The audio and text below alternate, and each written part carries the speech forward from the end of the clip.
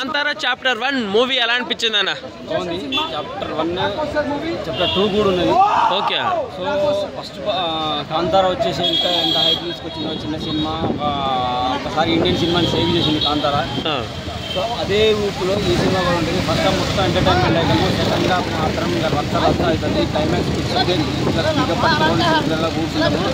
అంత అద్భుతమైన మూవీ అనమాట. చాలా బాగా ఎక్కడ కూడా మీకు ఇది బాగుంది అది బాగుందని ఈ సినిమా క్లైమాక్స్లో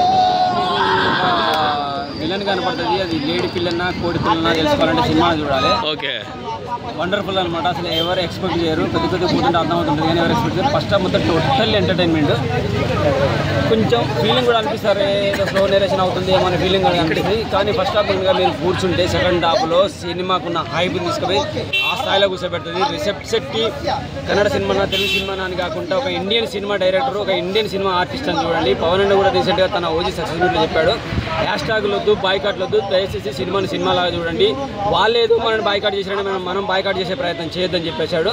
ప్రతి ఒక్కరు సినిమా థియేటర్కి వెళ్ళి చూడని చెప్పాడు. ఆయన చెప్పిన మాటకు విలువతో మేము వచ్చాము మెగా ఫ్యామిలీగా. నాకైతే సినిమా చాలా బాగా నచ్చింది. ఎక్కడ మైనస్లు అయితే లేవు కాక అద్భుతమైన సినిమా. బీజిఎం బాగున్నది, సిచ్యువేషన్ సాంగ్స్ బాగున్నాయి. ఒక్కొక్క క్యారెక్టర్ చూస్తుంటే మనకు కూడా భయం వేస్తుంది, ఏడుపు వస్తుంది, దైవత్వం గుర్తొస్తుంది. అంటే అవన్నీ చూపిస్తూ ఉంటారు అనమాట. మన పోపుల డబ్బాలో ఉన్న ఇంగ్రీడియంట్స్ గురించి ఇతరులు వచ్చి వ్యాపారం చేస్తుంటే ఆ వ్యాపారం మనకు తెలియక మనం వాళ్ళకి ఇచ్చేస్తుంటే తద్వారా దాన్ని మనం నేర్చుకుంటూ ఆ వ్యాపారంలో మెలకువలు తిరుగుతుంటే వేరే వాళ్ళు మన దైవత్వం లాగేసుకుని ఆ వ్యాపారం లాగేసుకుని మనని ఎలా పదలను దొక్కేయాలని చూస్తున్నారు. సో అవన్నీ మనం తెలుసుకొని మనం ఎలా ఎదగడానికి ప్రయత్నిస్తుంది. ఇవన్నీ చాలా ఉన్నాయి. అడవిలో సన్నివేశాలు అయితే చాలా అద్భుతంగా అనిపిస్తాయి. వాటర్ ఫాల్ కానీ, ఆ ప్రకృతి చూపించే విధానం కానీ, అడవిలో సన్నివేశాలు చాలా బాగున్నాయి. ఎక్కడ కూడా మైనస్ అయితే ఇక్కడ ఏమనిపించదు, చాలా బాగుంది. హీరో అందరు పక్కన కూర్చున్న వాళ్ళు అడుగుతున్నారు హీరోయిన్ ఎవరు, ఆమెతో 2 years లేవు, ఏం లేవు, హీరోయిన్ ఎవరు అని అంటున్నారు. ఒక లేడీ ఉంటుంది హీరోయిన్ లాగా, ఆ అమ్మాయి ఎవరో తెలుసుకోవాలంటే మాత్రం క్లైమాక్స్ వరకు వెయిట్ చేస్తుంది. నిజంగా ఇంత ట్విస్ట్ ఇస్తారనుకోలేదు. ఆమె గురించి అయితే వండర్ఫుల్గా అనిపిస్తుంది. Indian cinema director, Indian cinema artist. Chapter 1 సూపర్గా ఉంది. చాప్టర్ 2 కోసం ఖచ్చితంగా ఎదురు చూడాల్సింది. అంత వండర్ఫుల్గా అనిపించింది. క్లైమాక్స్కి వచ్చేసరికి మాత్రం ప్రతి సన్నివేశం బాగా అనిపించింది. ప్రతి సాంగ్ కూడా సిచ్యువేషన్ కూడా ప్రతి బాగా అనిపించింది. Wonderful movie. దయచేసి హ్యాష్ట్యాగ్లు పెట్టకండి, బైకాట్లు చేయకండి, సినిమా థియేటర్కి వెళ్ళి చూడండి. వండర్ఫుల్గా అనిపించేసి మన రామచంద్ర ఒక డైలాగ్ ఉంది కదా, మీరు అరిస్తే అరుపులే, నేను అరిస్తే మెరుపులేనే. ఆ మెరుపులు ఈ థియేటర్లో కనబడతాయి.